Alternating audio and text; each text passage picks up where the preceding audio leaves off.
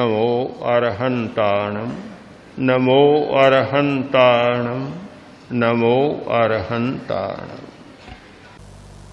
जय आचार्य ने लिखा, भगवान आप एकोप बन गए, कोप का लेस भी नहीं बचा, इतने सुंदर बन गए कि इंद्र भी आपके बराबर सुंदर नहीं है। इंद्र की सुंदरता एक चमड़ी की सुंदरता हो सकती है, इंद्र की सुंदरता रंग की सुंदरता हो सकती है, किंतु दूसरे व्यक्ति के मन को प्रभावित करने वाली, उसे शांति देने वाली सुंदरता इंद्र के पास नहीं है, वह आपके शरीर में है। आपकी वाणी में इतना मिठास आ गया, और इसलिए आ गया कि क्रोध के कारण जो कटुता बाहर निकलती थी वह सारी की सारी समाप्त हो गई। केवल करुणा, केवल सुंदरता और केवल मधुरता आपके चारों ओर बिखर रही है।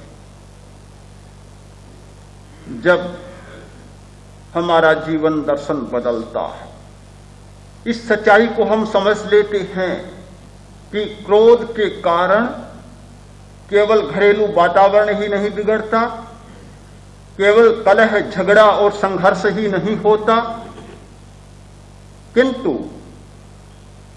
सारा वातावरण प्रदूषित हो जाता है। आज के युग की बड़ी समस्या है वातावरण प्रदूषण की। चारों ओर पॉल्यूशन की समस्या, इतना दूषित वायुमंडल हो रहा है फैक्ट्रियों के द्वारा, ऊर्जाओं के द्वारा, बसों, ट्रकों और मोटर कारों के द्वारा सारा वायुमंडल दूषित हो रहा है। इस बात को सब अनुभव कर रहे हैं, किंतु इससे भी गंभीर समस्या है क्रोध के प्रदूषण की। ये गैसों के प्रदूषण की बात तो समझ में आ गई, अभी तक भी यह सच्चाई समझ में नहीं आई कि मनुष्य समाज में भयंकर गुस्सा चलता है, लड़ाइयां चलती है, कलह चलता है, संघर्ष चलता है, और वे परमाणु जो निकलते हैं वे सारे वायुमंडल को कितना दूषित बना रहे हैं। प्रदूषण का उपाय सोचा जा रहा है कि वायुमंडल शुद्ध बना रहे, प्रदूषण न आए, किंतु कोई उपाय भी नहीं सोचा जा रहा है। कितना प्रदूषित हो रहा है और उसकी शुद्धि का कोई उपाय नहीं सोचा जा रहा है। बहुत आश्चर्य की बात, जब हमारा जीवन दर्शन बदलता है तब यह सच्चाई समझ में आती है। इस सच्चाई को हम पकड़ सकते हैं कि क्रोध, उत्तेजना, आवेग और आवेश के द्वारा सारे संसार का, न केवल परिवार का, न केवल आसपास के समाज का, किंतु पूरी मानव जाति का और पूरे संसार का वायुमंडल कितना दूषित होता है, और कितने जहरीले विषाक्त परमाणु सारे वायुमंडल में भर जाते हैं। जीवन की दृष्टि बदलती है तो हमारा हर्ष, हमारी प्रसन्नता अखंडित बन जाती। आज तो स्थिति यह है कि प्रसन्नता और हर्ष जब चाहो तब खंडित। एक क्षण में प्रसन्नता तो दूसरे क्षण में विषन्नता, एक क्षण में हर्ष तो दूसरे क्षण में शोक। जब चाहो तब बदल दो, और चाहे अनचाहे भी बदल जाती है बात सारी। थोड़ी सी गाली देखो प्रसन्नता का क्या होता है। एक आदमी बड़ा खुश नजर आ रहा है, बड़ा प्रफुल्ल है, हर्षित है। यदि तुम चाहो कि उसे दुखी बनाना है, बहुत कुछ करने की जरूरत नहीं, बस कान के पास जाओ, दो चार गालियां बक दो, और दूसरे क्षण में देखो प्रसन्नता काफू, हर्ष कहां चला गया पता ही नहीं चलेगा। बिल्कुल उद्विग्न हो जाएगा, क्षुब्ध हो जाएगा, उत्तेजित हो जाएगा। दुखी बनाना हर आदमी के हाथ में है। जब चाहो तब किसी को दुखी बना दो, और जब चाहो तब किसी व्यक्ति को उछाल दो, नचा दो, बंदर की भांति जो चाहो सो करवा दो। हमारी प्रसन्नता अखंड नहीं, हमारा हर्ष और सुख अखंड नहीं है। जीवन का दर्शन जब बदलता है वह अखंड हो जाती है। भगवान महावीर की स्तुति में बतलाया गया, प्रभु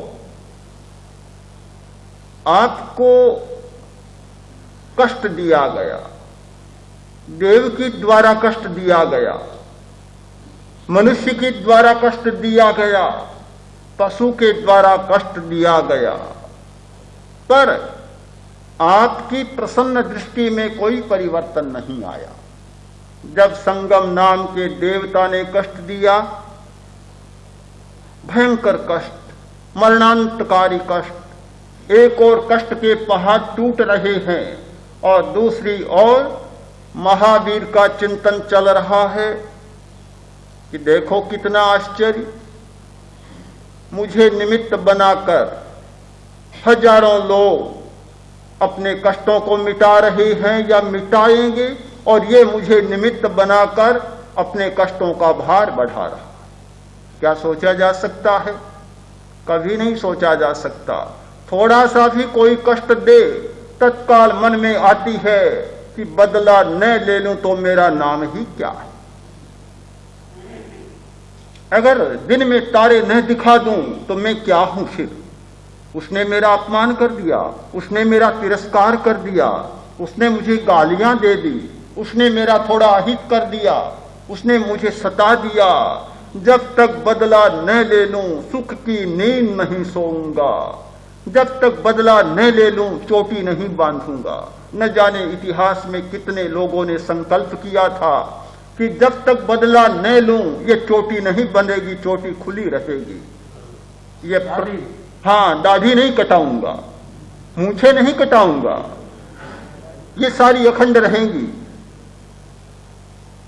एक और तीव्र प्रतिशोध की भावना, बदला लेने की भावना, और तिल मिला उठता है थोड़ी सी अनिष्ट की भावना आ जाने पर। वह भी हमारा एक जीवन दर्शन, और वह जीवन दर्शन बहुत व्यापक जीवन दर्शन है।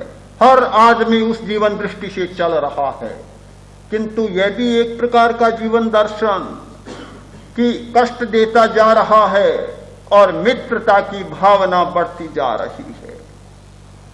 यह अज्ञानी आदमी कष्ट दे रहा है, सच्चाई को नहीं जानता, यह मेरी आलोचना कर रहा है, यह मेरी हंसी कर रहा है, मखौल कर रहा है, मजाक कर रहा है, नहीं जानता सच्चाई को।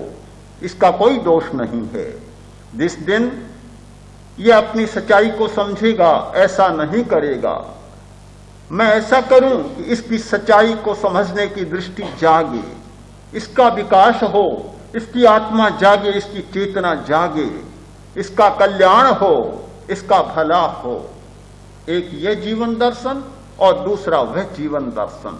अध्यात्म की साधना में, ध्यान की साधना में इस जीवन दृष्टि का विकास होता है कि दूसरे के द्वारा सताए जाने पर भी अपनी प्रसन्नता भंग नहीं होती, अपना हर्ष खंडित नहीं होता,